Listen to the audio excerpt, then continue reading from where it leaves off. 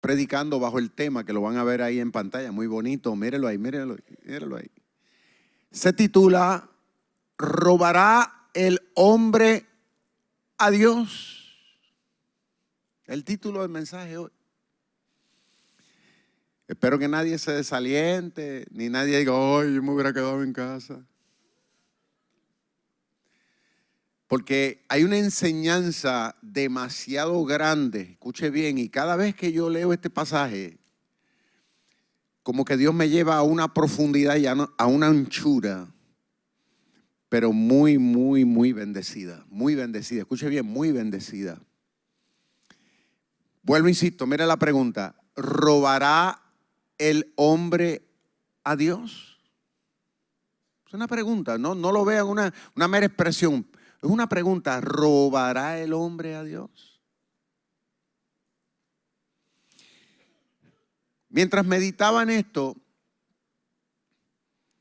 llegó, ¿verdad?, a mi mente de que, aunque han pasado miles de años de esa declaración en el libro que ya mismo vamos a leer, el libro de Malaquías,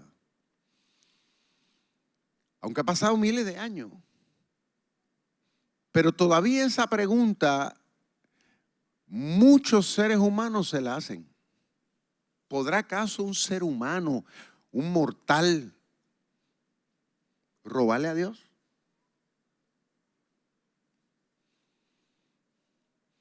Y cuando usted va a las redes sociales, usted ve todavía esa discrepancia. La gente, como que unos dicen una cosa, otros dicen otra, unos defienden, otros contradicen. El tema de ofrendar, el tema de diezmar, la gente como que eso le pica, le incomoda, ¿no? Yo sé que muchos saben de lo que estoy hablando porque lo han visto. ¿Ve? Entonces, lo que a mí más me sorprende, porque yo puedo esperar, ¿verdad?, de personas que no son cristianas, personas que no leen la Biblia, personas que no les interesa, que son irrespetuosas, impíos. Yo puedo entender que ese tipo de personas, pues, verdaderamente se hagan esa pregunta y le importe poco el obedecer a Dios. Eso se espera de esa gente. Pero lo que a mí más me impresiona es de personas que se consideran a sí mismos cristianos. Escuche esto, gente que han reconocido a Cristo, digo, es lo que dicen y es lo que a veces dan a demostrar. Están yendo a una iglesia, se bautizaron, tomaron clases bíblicas, personas que inclusive llevan hasta años, y no estoy hablando meramente en Rey de Reyes, estoy hablando en general. O sea, creyentes que por alguna razón todavía viven haciéndose esa pregunta. Verdaderamente uno podrá robarle a Dios. Mucha gente dice, ahora estamos en la gracia, ahora estamos en el Nuevo Testamento. Eso era ya antiguamente, antes del sacrificio de Cristo. Hay gente que todavía sigue en eso, ¿no? Pero lo que mucha gente no entiende, y sobre todo mucha gente que se profesan religiosos, lo que han perdido de lado es que la Biblia dice que toda la Biblia es una. La Biblia no es un antes ni un después, es una. Y Dios dice la Biblia que sigue siendo el mismo ayer y sigue siendo el mismo hoy y seguirá siendo el mismo mañana. Mucha gente pierde de vista que el carácter de Dios sigue siendo el mismo. Los ideales de Dios siguen siendo el mismo. El corazón de Dios, el que creó el universo y los planetas, el mundo y todo lo que en él habita, todavía sigue siendo el mismo. Es más, le voy a poner un ejemplo. Aquellos que estamos ya un poco más adultos, que ya hemos criado a los hijos y que los hijos ya están independientes. Uno sigue esperando de los hijos lo mismo que uno esperaba cuando ellos tenían 10, 12 años. Me quedé solo yo aquí. Uno sigue esperando lo mismo de los hijos, ¿cierto o no? Uno sigue esperando de ellos amor, cariño, respeto, todo ese tipo de cosas. Eso no varía, eso no cambia. Hay gente que yo le he escuchado que dice, el hijo mío puede tener 50 años, 60 años, y si le doy una bofetada. Hay gente, ¿te escucha gente así? Sí. Y hay mamás, mire, que le pega la mano, así tenga cana el hijo. Y tiene el derecho de hacerlo si es que le falta el respeto. Alaba lo que él vive. Sí, no se me duerma. Entonces, la pregunta, vamos a la pregunta una vez más. Diga conmigo, ¿robará el hombre a Dios? Vamos a ir al texto bíblico, Malaquías, capítulo 3, versos 6 en adelante. Vamos a leerlo. Yo sé que muchos lo han leído antes, pero vamos a leerlo con mayor detenimiento. Porque yo, Jehová, no que, dice ahí. Yo se lo dije hace un rato, míralo ahí otra vez. Dios dice que Él no cambia. Y como no cambia, por esto Él le dice a la nación, al pueblo de Israel, a los hijos de Jacob, le dice, no habéis sido, ¿qué dice? Con su... Esa palabra es una palabra bien pesada. Una palabra bien que hay que tenerle respeto. Y usted dirá, ¿por qué? ¿Sabe lo que significa consumir? Prácticamente significa desaparecer. Es como cuando usted echa papel al fuego. ¿Qué hace cuando usted le tira un papel al fuego? ¿Qué va a pasar? Se evapora. Diga conmigo. ¿Se hace qué? Cenizas inmediatamente. Y dice, no es lo mismo con la madera, que va a quedar carbón. Esa palabra consumir es una palabra que Dios utiliza para hacerle ver a su pueblo que debido a que el carácter de Dios es el mismo, no cambia, a que los principios de Dios, escuche bien, los principios de Dios son los mismos. La iniciativa de Dios es la misma. Los planes y propósitos de Dios siguen siendo el mismo. Y el amor que Dios nos tiene sigue siendo el mismo. Por eso Dios le dice al pueblo desobediente, por eso ustedes no han sido evaporados, consumidos. Y eso es bueno saberlo. ¿Cuántos adoran a Dios? Denle fuerte el aplauso. Desde los días, dice, desde los días de vuestros padres, os habéis apartado de mis leyes. Fíjate lo que Dios le está recriminando a la nación de Israel en su gran mayoría. Le dice, desde la antigüedad, desde hace muchas décadas, muchas generaciones, ustedes lamentablemente se han apartado de obedecer lo que yo dije y lo que ustedes prometieron cumplir. No únicamente lo que Dios mandó, sino lo que el pueblo y la nación y los líderes dijeron que iban a obedecer. Hay que tener eso claro. Estamos hablando de la nación de Israel. Dios declaró unos mandatos y ellos dijeron, sí lo vamos a hacer. Pero Dios dice, ustedes desobedecieron. Dios dice, yo no. Ustedes lo hicieron. Os habéis apartado de mis leyes y no las guardaste, o sea, no las practicaste. Volveos a mí. Mira el llamado que hace el Señor. Vuélvasen a mí. Vuélvasen a mí en obediencia y yo me volveré a vosotros.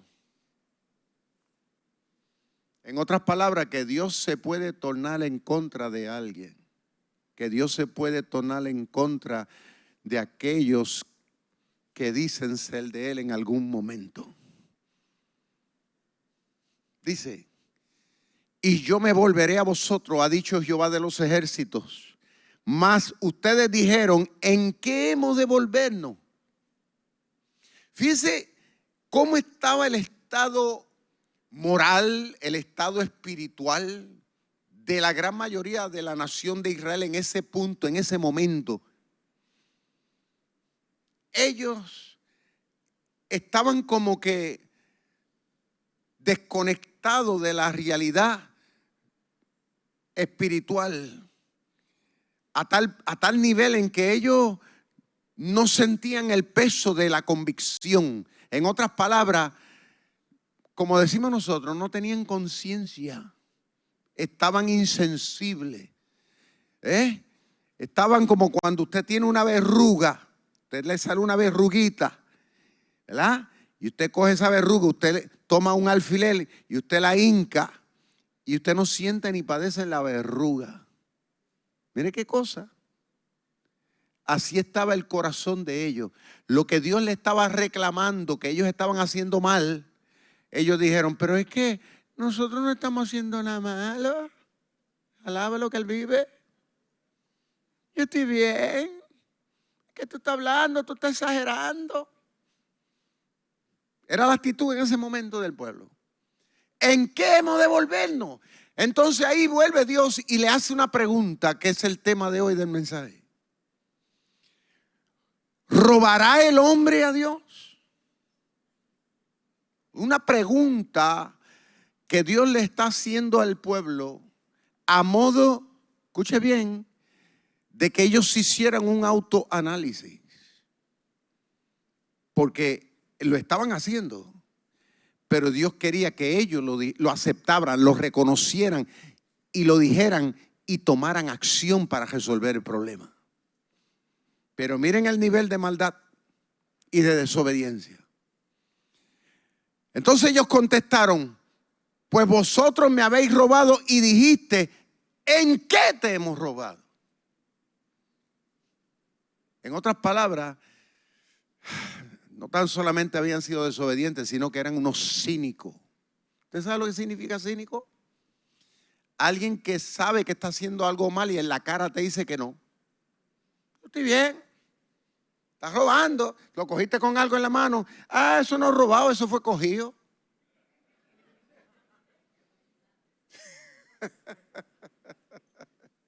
Que usted lo coge en el trabajo, en hora de trabajo, viendo el celular, viendo Facebook o durmiendo. Ah, yo no estoy durmiendo, yo estoy aquí descansando.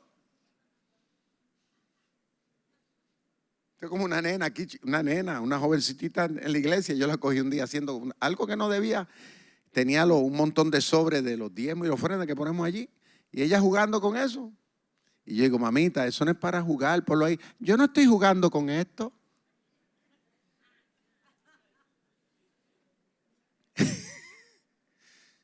Yo decía, la verdad es que desde chiquitos somos malos. Y mire cómo sigue diciendo aquí. Dios le dice, ante la pregunta, ustedes me están robando, le dice el Señor, en no dar, en no cumplir con su diezmo y ofrendas. Y mire lo que Dios añade, que aquí está la parte dura, está la parte que pica. Malditos, palabra fuerte, sois con maldición, porque vosotras la nación me habéis, ¿qué dice? Me habéis robado. Yo le voy a dar una definición de esa palabra maldición y quiero que por favor estén todos muy atentos. Desde la perspectiva bíblica, maldición no es un hechizo, como a veces la gente piensa, ¿ok? Desde la perspectiva bíblica, tampoco es una mera superstición, sino la declaración o consecuencia jurídica, escuche, y espiritual de quebrantar la ley de Dios, lo que resulta en la pérdida de la protección, el favor y la bendición de parte de Dios. Es la cosecha natural de dar la espalda a la fuente, en este caso de la vida, que es el Señor. ¿Cuántos adoran a Dios? Esa palabrita que la escuchamos, maldición, no es una mera brujería, o no es algo que alguien te desea, pero que la cosa te... No es eso nada más, es mucho más que eso. Maldición es tener a Dios en contra.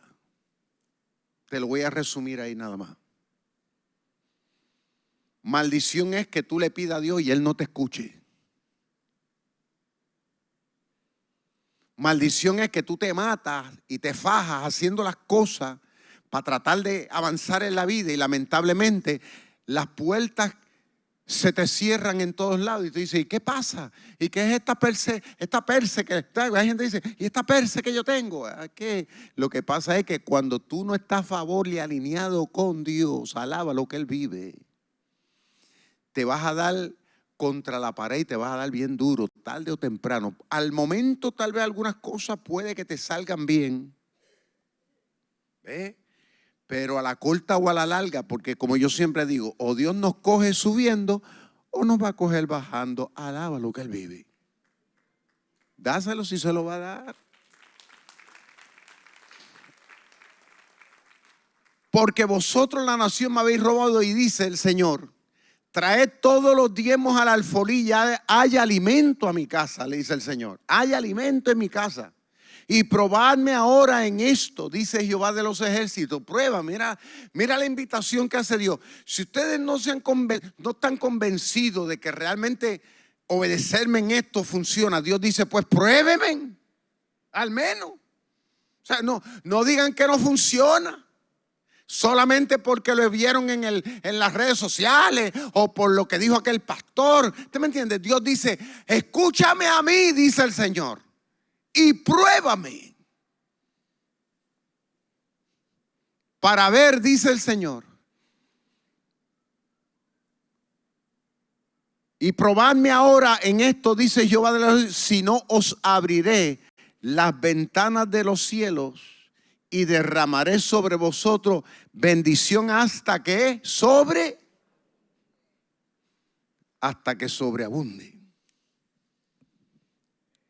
¿Sabe lo que significa eso en inglés? Es lo que en inglés se utiliza el término overflow. Este es el overflow. ¿Cuántos adoran a Dios? That's overflow. En otras palabras, que Dios no tan solamente va a llegar hasta aquí, sino que cuando Él está alineado y está a tu favor, Dios entonces se va a pasar de bueno. ¿Cuántos adoran a papá? Que cuando otros dicen, ¿y cómo? ¿Y aquello? ¿Y los otros? ¿Y por qué a ti y a mí no? Tú puedes estar tranquilo y decirle, eso es gracias a aquel que está allá arriba. ¿Se ve? Dice el Señor, y es que esto pica y se extiende. Dice, reprenderé también por vosotros, dice el Señor, al devorador, y no destruirá el fruto de la tierra, ni vuestra vid, ni el campo será estéril, dice Jehová de los ejércitos. Y todas las naciones le van a decir a ustedes, bienaventurado. Esa palabra es una palabra que mucha gente tampoco la entiende. ¿Sabe lo que significa? Sumamente feliz. No es meramente feliz, sumamente feliz.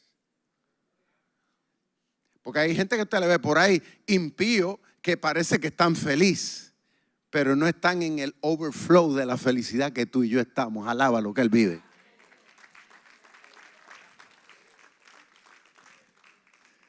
Porque seréis, dice el Señor, tierra deseable. Y esto lo dice ¿quién? Nada más y nada menos. ¿Quién? ¿Quién? No lo oigo. ¿Quién? Jehová de los ejércitos es quien lo dice. Ahora, ante esta palabra poderosísima que acabamos de leer aquí, voy a tratar de resumir. En primer lugar, Dios les recuerda al pueblo que ellos, por su desobediencia, no fueron consumidos del todo, o sea, destruidos como nación, arraigados sobre la faz de la tierra, habiendo violentado, escuche bien, el pacto que ellos habían hecho con Dios en las faldas del monte Sinaí, ¿sabe? ¿Se acuerdan cuando ellos salieron de allá, de Egipto y toda esta situación? Y Dios los alineó y Dios a través de Moisés le trajo los mandamientos y las leyes y todo eso. Léase el libro de Deuteronomio, léase el libro de Éxodo, léase el libro de Números. Es un montón de cosas que Dios declaró y ellos dijeron, nosotros lo vamos a obedecer. Y entre todo lo que Dios le demandó para que ellos fueran un pueblo especial ante todos los pueblos del mundo, porque en el mundo hay muchísimos pueblos y entre ellos estamos nosotros. Pero Dios le dice a la nación de Israel, para que ustedes sean mi especial tesoro en el mundo, dentro de todos esos mandamientos hay uno que ustedes deben siempre obedecer. Y es traer a mi templo el diezmo y la ofrenda. Eso está en el Antiguo Testamento. Bien claramente Dios le dice, cuando tú siembres, cuando hagas esto, cuando tengas esta ganancia, no te olvides de llevar a mi templo. ¿Y por qué la pregunta? ¿Por qué Dios demandó eso? Que la gente dice, ¿y por qué Dios tiene que demandarme? Bueno, porque Dios, la obra de Dios en este mundo necesita sustento. Solamente 2 o 3 amenes por ahí aislados. Voy a volver a recapitular. Es que la obra de Dios en el mundo necesita sustento.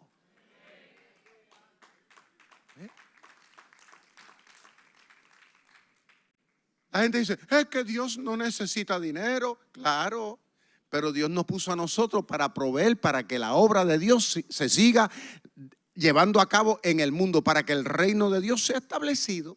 Sin tu dinero y sin mi dinero, pues nosotros no podemos pagar la luz, no podemos pagar el agua, no podemos mejorar las facilidades, no podemos impulsar la obra misionera, no podemos construir templos, no podemos pagar a pastores para que puedan estar a tiempo completo. O sea, eso no se hace por obra de magia. Eso no lo va a hacer el gobierno, ni Dios quiere tampoco que lo haga el gobierno, porque cuando el gobierno te da algo te exige y Dios no espera que nosotros hagamos la obra de Dios. Escuche bien, en coinonía con el gobierno.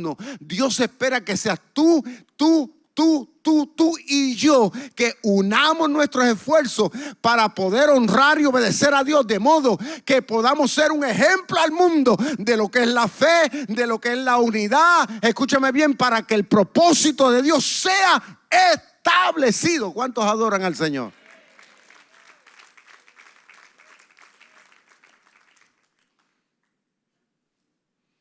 Dios le dice a la nación, ustedes no han sido consumidos, o sea, yo no los he entregado a que ustedes sean aniquilados. Simple y sencillamente porque yo no cambio. Ahora, hay algo que a Dios no le gusta, es la desobediencia. Hay gente que viven desobedeciendo a Dios. Pero le voy a decir algo, a Dios no le gusta eso.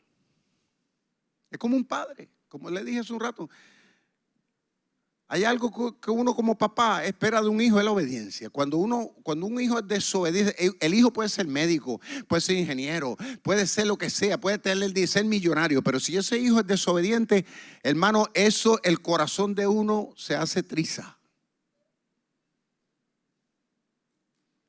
Lo más que un padre valora de un hijo es que sea obediente. Y es lo mismo con Dios. Cuando el Padre establece las cosas es porque el Padre sabe que es lo mejor. Cuando Dios establece algo es porque Dios sabe que es lo más que nos conviene.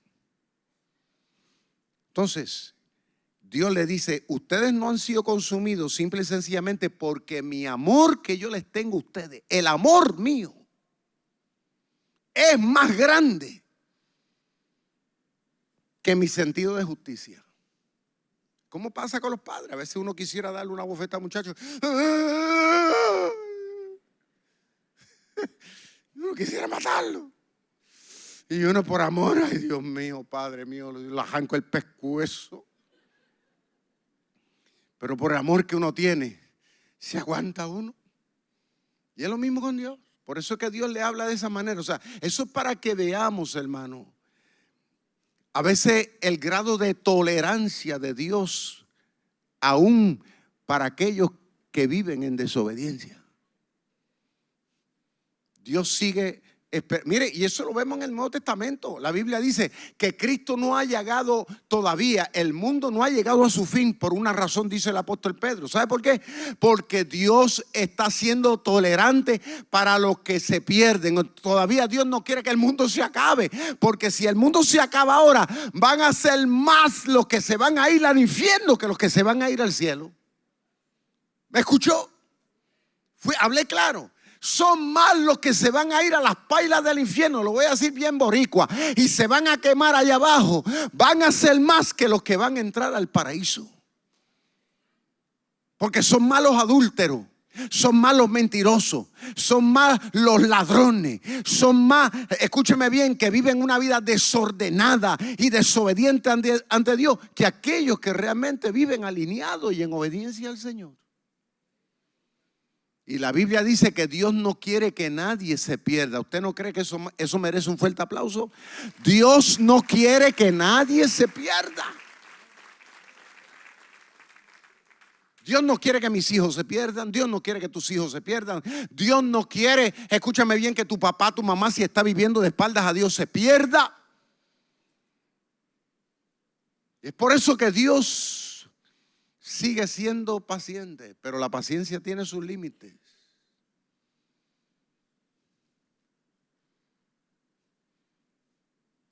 Todo tiene un límite en la vida.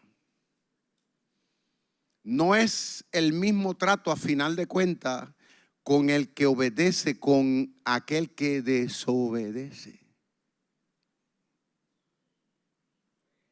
No es el mismo trato hasta cierto punto.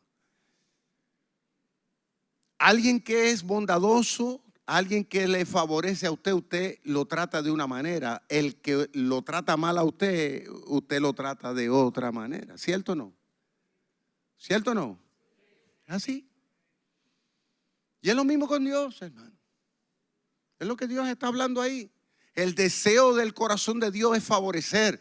El deseo del corazón de Dios es que nosotros podamos ser un testimonio al mundo realmente de lo que es amar a Dios, de lo que es serle fiel a Dios, de lo que es estar en misión con Dios acá abajo. Porque Dios nos va a bendecir, Dios nos va a recompensar, Dios va a hacer posible que tu vida, ¿usted me entiende?, sea un vivo ejemplo de lo que es la gracia y el favor divino ante la consideración del mundo.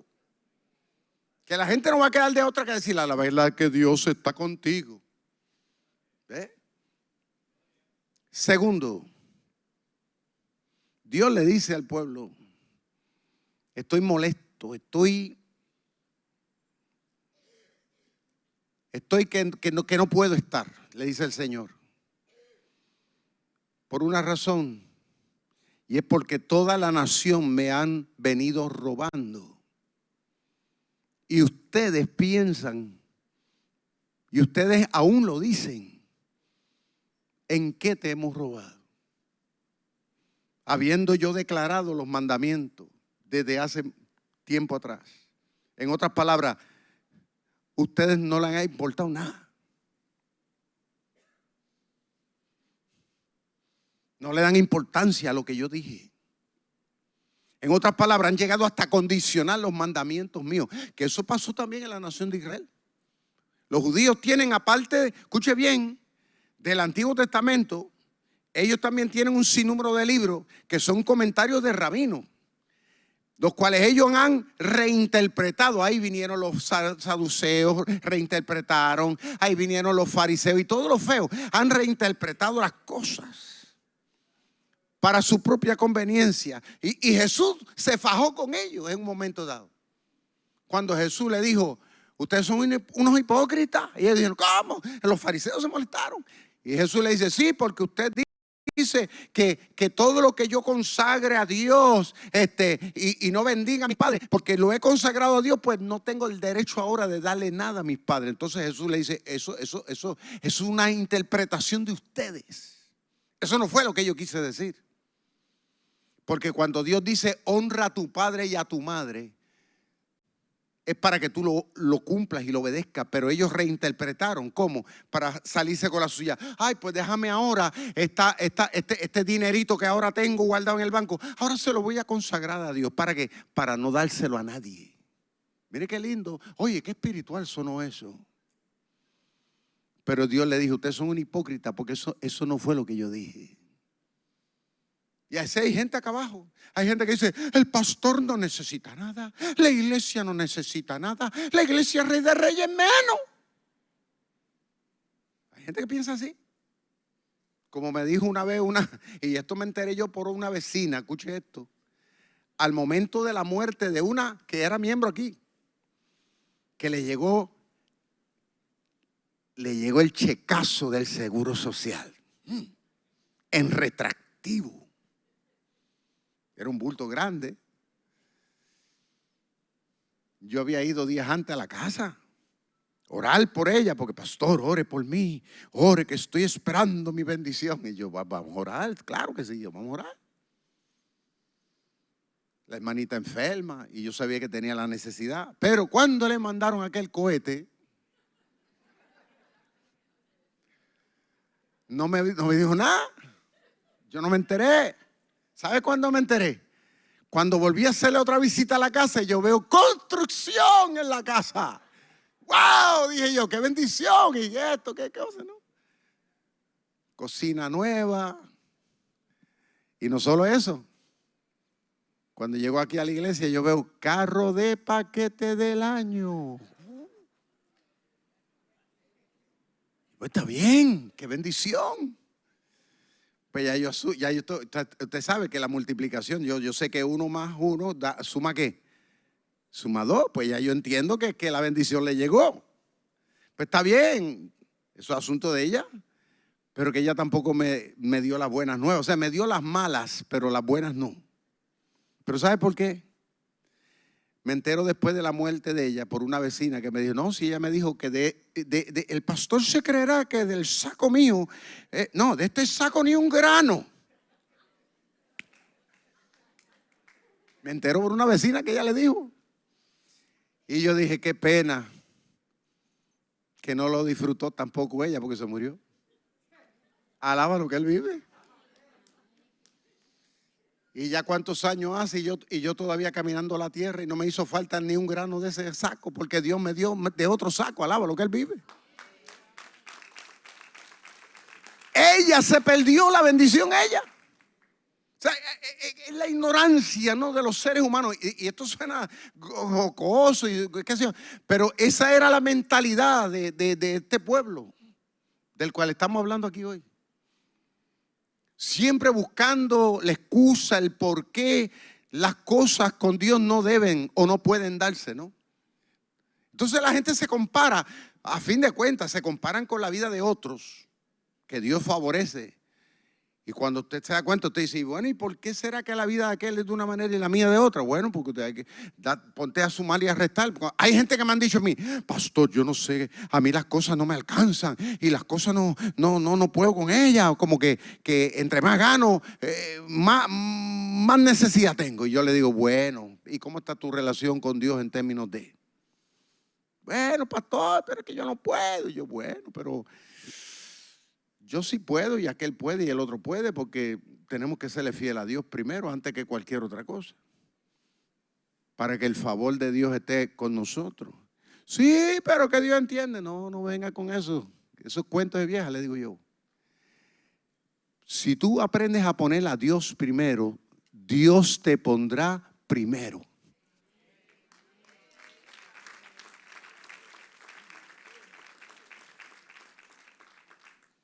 Nada más. Dios le dice al pueblo que dejen de ser cínicos Y hoy día, hermano, no importa lo que diga la gente, porque la gente, mire, a través de todo eso, quien está es el mismo diablo, tratando de convencerlo a usted de que usted no debe ser responsable, de que en ese asunto Dios no se debe meter. Y es todo lo contrario. Cuando usted va a la Biblia, Dios, una vez uno le entrega el corazón, escúcheme bien, uno también le entrega el bolsillo, alaba lo que él vive, aunque usted no lo crea. Aunque mucha gente se pica, ay pastor, estos temas no deben hablarse. Bueno, sí se deben hablar, porque aunque usted no quiera, pero otros sí van a ser bendecidos. Y por último, Dios reta al pueblo de Israel. Fíjate que es un reto, es un desafío que Dios le hace a ellos. Dios le dice, solamente le pido que ustedes obedezcan para que ustedes vean de a poco las consecuencias de la fidelidad. Eso es lo que Dios le dice. Y mire cómo Dios lo resume. Número 1. Voy a abrir las ventanas de que le dijo el Señor. ¿Las ventanas de dónde iba a abrir? ¿Sabe lo que significa eso o no? Eso significa lluvia, porque en aquel entonces la economía se movía básicamente en la agricultura, en la ganadería, en animales y cuestiones, que todo depende del crecimiento de la producción. ¿Usted me entiende? Ya sea de la siembra, los árboles y todo, dependía. O sea, si no llovía, la economía se moría. Entonces el Señor le dice, pruébeme en darme lo que a mí me pertenece y en que haya alimento en mi casa, dice el Señor. Y usted dirá, ¿y cómo es que Dios dice eso? Bueno, lo que pasa es que en aquel entonces los levitas o el pueblo que se dedicaba al templo, que eran miles y cientos de personas, ellos no hacían otra cosa sino que atender la espiritualidad del pueblo. Y ellos necesitaban, para ser buenos sacerdotes, necesitaran que fueran sustentados para dedicarse un 110% a ministrarle al pueblo de parte de Dios. Si el pueblo no diezmaba ni ofrendaba, los levitas y todos los sacerdotes entonces tenían que irse a trabajar en otras cosas y no podían atender el sacerdocio correctamente.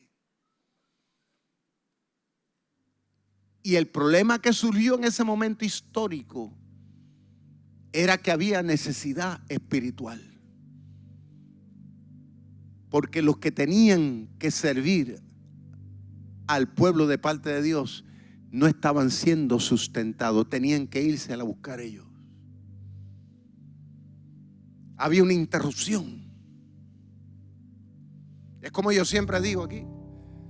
Si todo el mundo fuera fiel con su compromiso a Dios, yo tuviera aquí una batería de pastores aquí pagados conmigo, bien sustentados, para que pudieran atender las necesidades del pueblo, para que pudiéramos hacer un frente común. Pero a veces la gente en su mentalidad, que es como yo digo de cabeza de mime, ¿no? La gente entonces se limitan y entonces no se dan cuenta que afectan el progreso y la proyección del reino de Dios. Mucha gente les resbala porque siguen pensando carnalmente. Porque aquel pastor se robó el dinero. Porque aquel otro hizo poca vergüenza. Bueno, pero no son todos. Me quedé solo aquí. No son todos. No son todas las iglesias que hacen poca vergüenza. Esta iglesia es una de las que ha hecho la diferencia hasta el día de hoy. ¿Cuántos adoran a Dios?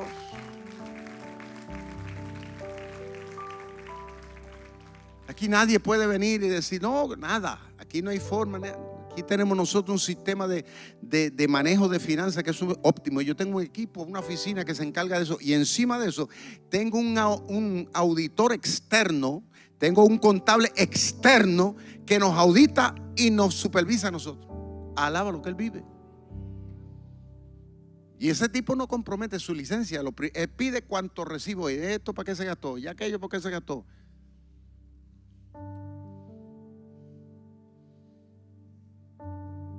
Todo se reinvierte en favor de la obra, para que la obra siga avanzando. Por eso que esta iglesia tiene obras a niveles internacionales, aún con lo poco que entra. Porque sabemos administrar el peso para que la obra de Dios no se afecte. Pero de que podemos hacer más, claro que podemos hacer más. Si todos nos comprometemos en serle fiel a Dios. Hay gente, y mire el ejemplo que le voy a dar. Yo nunca me olvido un pariente mío, que lo quiero muchísimo, pero estaba en ignorancia. Eso era cuando yo trabajaba, que ganaba, mire, yo ganaba $100 a la semana, teniendo a mi esposa y mis 2 hijos. Y él, pariente mío, era un profesional que ganaba una maleta de chavo, pero una maleta.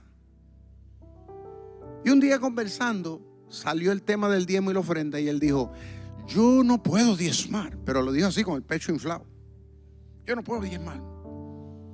Y yo le digo acá, y en ese entonces yo ganando $100 con 2 nenes y la esposa, imagínese usted. Me dice él: yo en mi iglesia, cuando hace falta comprar algo, pues por ahí me junto con 2 o 3 profesionales y hacemos y ayudamos. Pero dar un diezmo no podemos, porque eso es mucho dinero. Y porque ganaba mucho, pues él pensó, pues tenía que dar mucho. Yo le digo: pero mira, vamos a ver la cosa desde este punto de vista. Ponle yo, con lo que yo gano. Si yo voy a la panadería, un bollo de pan me va a costar a mí un precio y a ti te va a costar lo mismo. A ti no te lo van a vender más caro porque tú eres un profesional.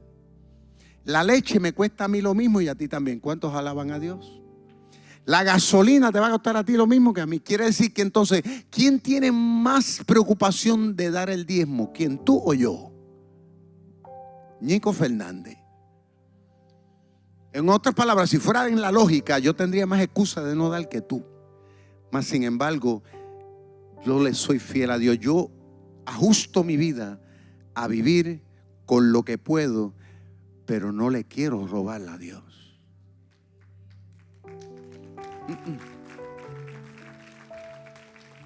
¿Y sabe qué me enteré yo un día? Por un pastor común entre él y yo.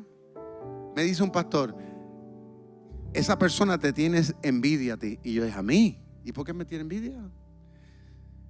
Porque él me dijo que envidia tu felicidad.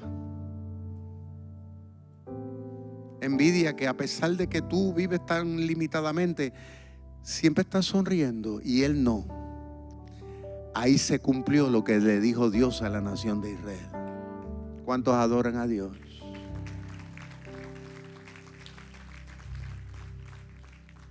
Dios le dice al pueblo: voy a alejar las plagas, porque en aquel entonces si tú sembrabas y venían las plagas y te dañaban después que está tantos años y tantos meses sembrando, usted se imagina que venga una plaga y se coma la cosecha. Eso es para arrancarse uno los pelos. Y Dios dice: yo voy a alejar las plagas, le dice el Señor. En otras palabras, escúchame bien, que si tú y yo somos fieles a Dios con nuestro diezmo, nuestra ofrenda, somos obedientes a Dios, ¿sabe lo que va a pasar? El Señor se va a encargar de los detalles, de los pormenores. Usted va a ver, escuche bien, que en el transcurso del tiempo aquella empresa va a cerrar, aquella empresa está como que pasando por problemas, mas sin embargo la tuya, en medio del proceso, en las altas o las bajas, de alguna manera, óigame, mantiene todavía las puertas abiertas. ¿Cuántos adoran a Dios? Y la gente se pregunta: ¿y cómo es posible? Bueno, porque de alguna manera, ¿usted me entiende? Escúcheme bien, el socio fundador de la empresa es el que está detrás de esto que se llama Jehová. Eso nos pasó aquí en la iglesia. Yo me acuerdo cuando vino todo el COVID. Aquí nosotros somos testigos de eso. Que no nos podíamos reunir al principio, ¿se acuerdan? Los servicios teníamos que darlos por internet. Y una de las preguntas y de las preocupaciones mías, mayormente mía, porque yo soy la cabeza aquí después de Dios, a nivel nacional e internacional. Pues una de las preocupaciones de uno es: Señor amado, al no reunir la gente, pues la gente dará, imagínate, en medio de esta crisis, la gente no está trabajando, muchos no trabajan, ¿cómo vamos a pagar? Humanamente viene la preocupación a uno. Pero usted me pregunta cómo, no sé, solamente le puedo decir es Dios. Mire, cuando comencé a recibir el reporte de parte de mi equipo, me decían, pastor, no entendemos cómo durante la pandemia la gente dio más. Alaba lo que Él vive. La gente dio más que antes de la pandemia.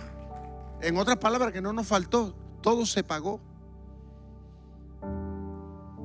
milagrosamente. ¿Por qué? Porque Dios lo dijo ahí. Mire cómo le dice: alejaré las plagas, los campos serán fértiles. En otras palabras, que todo lo que tú hagas en comparación con otro, por poco que sea, Dios dice: yo lo voy a bendecir de tal manera que yo te voy a respaldar. Donde tú pises, lo que tú toques, yo lo voy a bendecir, lo voy a favorecer. El Señor le dice más: de tal manera que serás tierra deseable. O sea, la gente va a decir: wow, yo quiero estar en los zapatos tuyos, yo quiero estar en los zapatos tuyos. Y dice el Señor: y las naciones, le dice a Israel, las naciones del mundo van a decir que eres bienaventurado. En otras palabras, que eres un pueblo que está siendo favorecido por Dios. Yo resumo diciendo dos cositas más. Y yo sé que aquí hay gente, y posiblemente que me están viendo a través de las redes sociales, gente que todavía no le han entregado su corazón a Dios. Gente que están experimentando todavía, ¿no? Que no se han puesto serios como la gran mayoría de nosotros. Le voy a decir algo. Según esta palabra, vale la pena comprometerse y serle fiel a Dios. Cuando uno toma esa decisión en todas las áreas de la vida, te voy a decir algo, mi amigo, Dios va a estar para ti. Te lo dije en buen boricua. Si tú aprendes a estar para Dios, Dios va a estar para ti. Con eso te lo dije todo. No vas a tener temor, ni inseguridad, ni vas a vivir con esa persecución, porque sabe que si tú aprendiste a resolver las cosas de Dios, Dios tiene la obligación de resolverte las tuyas. ¿Sabe por qué? Porque hay un principio bíblico, que Dios no es deudor de nadie. Usted todavía no están entendiendo lo que yo dije. Cuando la Biblia dice que Dios no es deudor, es que lo que tú y yo damos, lo que tú y yo hacemos para el reino de Dios, Dios se siente, escúchame bien, de que por obligación tiene que retribuirte, porque Dios no quiere deberte. En otras palabras, que vale la pena, aleluya, serle fiel a Dios.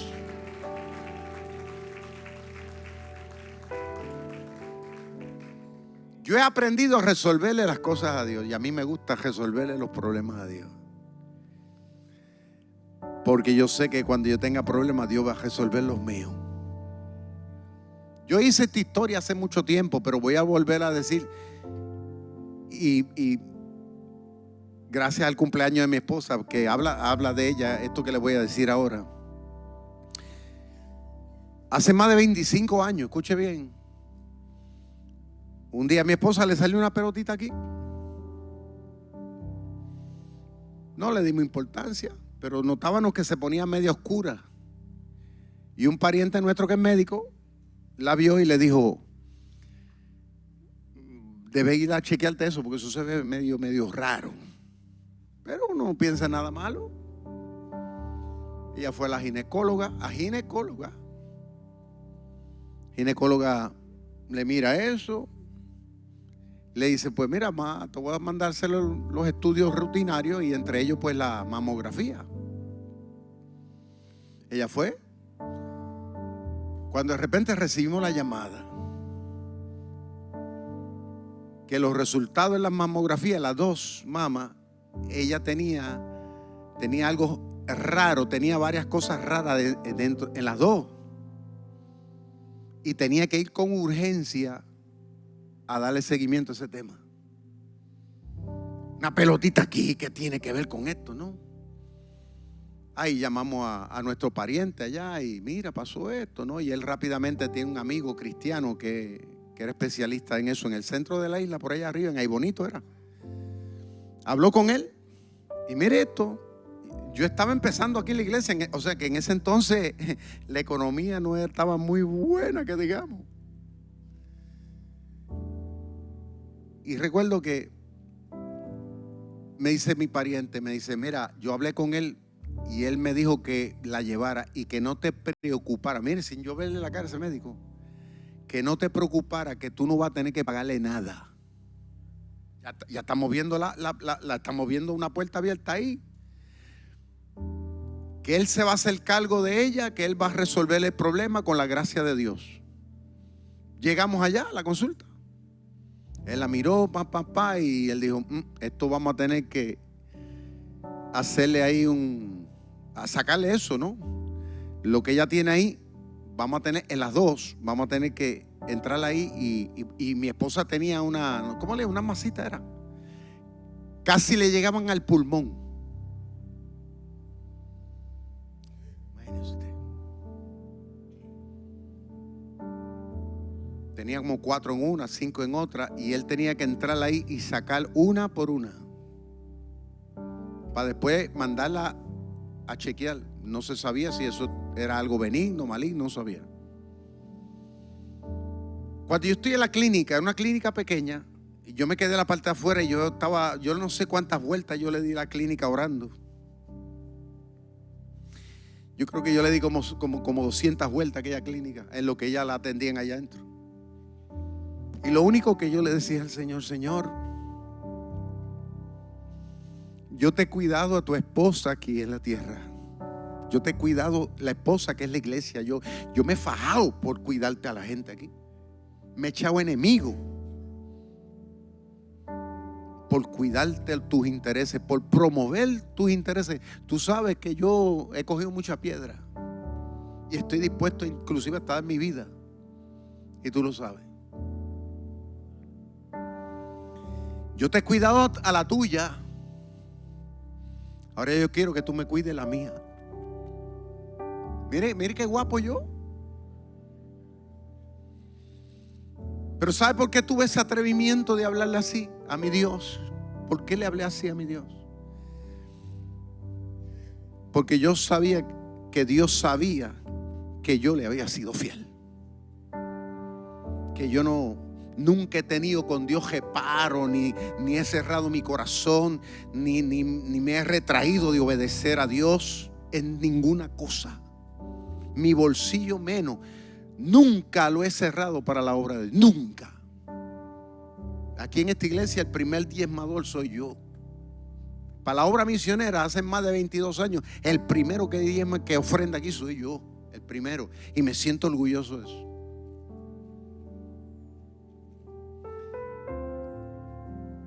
De ahí la atendieron, mandaron a Estados Unidos. Tuvimos que esperar 2 semanas agonizantes en lo que llegaban los resultados. Imagínense usted, que ese entonces lo mandaban allá a Miami. El cuñado mío habló con el médico y le dijo al médico, envíame los resultados a mí, y yo lo llamo. O sea que me llamaba a mí. Llegó el día y uno esperando la llamada.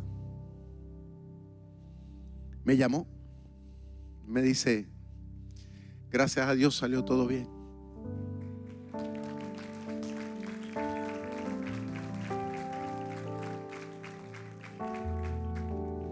Y todavía me lo estoy disfrutando hace 25 años.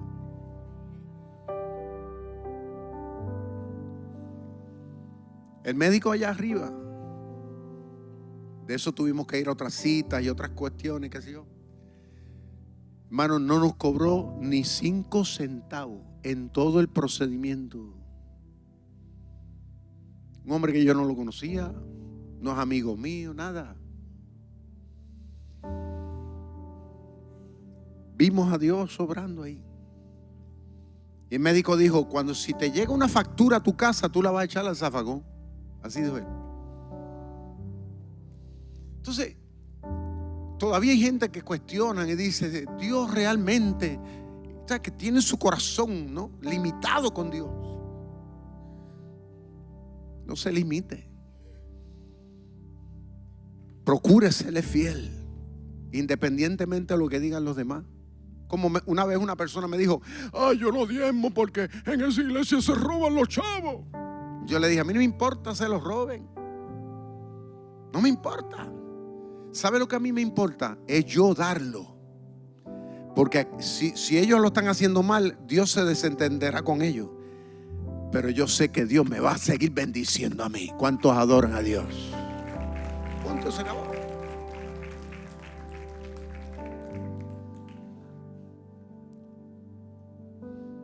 A los cristianos que estamos aquí y los que me ven,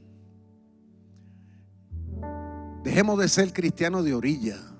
Vamos a ser cristianos de verdad. Y tal vez usted dirá: no, es que eso en el Antiguo Testamento. Le voy a decir lo que dice el Nuevo. ¿Sabe lo que dice el Nuevo Testamento? Y estas son palabras textuales de Jesús. Si permaneces en mí y mis palabras permanecen en vosotros, pedid todo lo que queráis y os será hecho. ¿Qué dijo Jesús que va a hacer? ¿Alguna cosita? Todo lo que tú pidas en oración, Él te lo va a contestar. ¿Sabe lo que dijo Jesús en Juan 14, 23? El que me ama, mi palabra guardará y mi Padre lo amará. Vendremos a Él y haremos morada con Él. Pero sed hacedores, dice Santiago 1:22, hacedores de la palabra, no tan solamente oidores, engañándonos a vosotros mismos.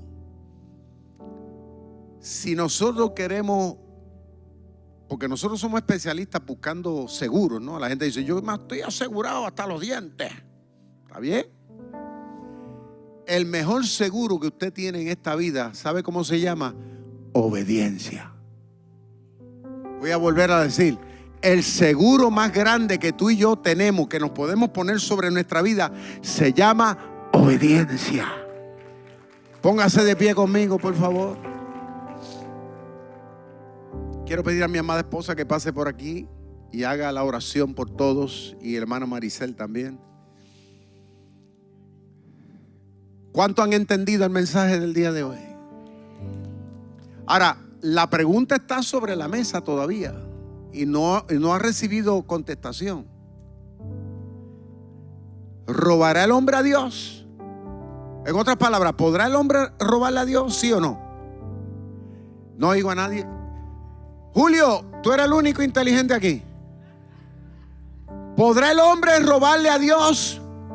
Sí. El hombre puede robarle a Dios. ¿Sabe qué? Dios no quiere que seamos delincuentes. Dios quiere que estemos en paz con Él. Porque la intención de Dios es bendecirte hasta que sobreabunde. Gloria al nombre de Jesús. Santo. Vamos a unirnos todos en oración. Padre y Dios, bendito y adorado es tu nombre, Señor. Estamos aquí delante de tu presencia, Señor. Y tú has hablado hoy a nuestros corazones, mi Dios. Sabemos, Señor, que para ti es muy importante este mensaje, pero más importante para nosotros, los humanos que estamos aquí, Señor. Que necesitamos, Señor, poner en orden nuestra vida contigo. Que necesitamos, mi Dios, estar firme en lo que dice tu palabra. Y Padre amado, esta palabra es poderosa, ha sido poderosa en mi vida desde muy niña. La he hecho mía, Padre amado. He visto, mi Dios, cómo tú has cumplido esa promesa que está en ese capítulo de la Biblia, Padre amado. Tú dices, mi Dios, que te probemos, mi Dios, que no te robemos, Padre. No te robemos nuestro tiempo, no te robemos nuestra finanza, no te robemos el amor a ti, sino que tú seas lo primero en nuestras vidas, mi Dios. Y tú dices, Padre, y tú lo prometes y lo cumples, que tú abrirás las puertas de los cielos, Señor. Tú vas a bendecirnos, Padre amado. Tú vas a bendecirnos, pero sobreabundantemente. Mi Dios, que no solamente te vas a limitar a lo que nosotros te estamos pidiendo, sino que tú vas a ir más allá de lo que nosotros te pedimos. Padre, y hay muchas cosas, mi Dios, que el dinero no puede comprar, que es la salud, es nuestra familia, Señor, es el gozo, es la paz, es el amor, Padre amado. Y todo eso viene de parte tuya. Esas bendiciones que son en abundancia para nuestras vidas. Nosotros hoy hacemos un pacto nuevamente contigo, Señor. Renovamos ese pacto que hicimos, Señor, de comprometernos en darte a ti lo que te corresponde. Hoy tu pueblo, tu iglesia, cada hombre, cada mujer, cada joven y cada niño, porque esto yo lo aprendí cuando era una niña, Padre amado. Hoy volvemos, mi Dios, a renovar este pacto contigo, diciéndote a ti, Señor, que queremos, Señor, darte lo que te corresponde, que no queremos robarte, Padre, que no queremos hacer como hizo la nación de Israel y pagó las consecuencias, Señor, sino que queremos serte fiel en todo lo que tú demandas, Padre. Así que hoy tu iglesia, tu pueblo está aquí, Señor. Está aquí haciendo un compromiso contigo, probándote. Aquellos que nunca lo habían probado, el darte a ti nuestros diezmos y ofrendas, que te prueben, a ver si es verdad lo que nosotros estamos hablando. Señor, pero yo soy testigo, Padre amado, de que tú me has bendecido y bendecido en abundancia. Y vivo con toda mi vida, la vivo agradecida de lo que tú has hecho en mi vida y lo que sigues haciendo y de lo que harás. Porque sé que cosas maravillosas tú harás. Porque sé, Padre amado, que vendrán bendiciones en abundancia, que lo mejor está por venir, Padre amado, porque lo creo, Señor, de que tú abres las puertas de los cielos y derramas bendiciones. Así que te pido para tu pueblo, para aquellos que te han sido fieles, que sigan esas bendiciones en su vida, que siga prosperando, que sigamos oyendo testimonios de la obra que tú estás haciendo, Padre. Así que dice, tu palabra dice que todo lo que pisare la planta de nuestros pies, tú lo vas a bendecir, Padre. Y nosotros lo creemos y te damos gloria, honor y alabanza y te decimos gracias. ¿Cuántos le dicen gracias al Señor? Gracias, Padre, gracias, Hijo y gracias, Espíritu Santo. Tu pueblo está agradecido. Gracias, Señor. Gracias, Padre. Gracias, mi Dios.